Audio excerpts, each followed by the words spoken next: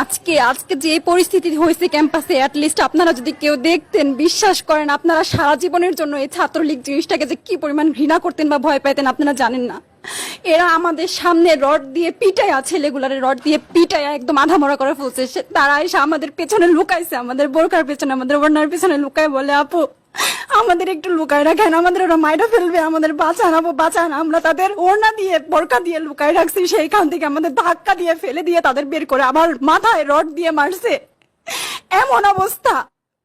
এবং তারা আমাদের ক্যাম্পাসের পরিচিত মুখ, আমরা চিনি তাদের, তারা এই অবস্থা করছে, রাস্তায় একদম শোয়াই ফেলছে। আমাদের হলের মেয়েদের বুকে বড় বড় যে আসতো ইট, এই ইট গুলো বুকে ফেঁকে দিছে, মানে একদম পুরো বুকে লাগছে, এরকম জামা কাপড় ছিঁড়ে ফেলছে, এত বাজে অবস্থা।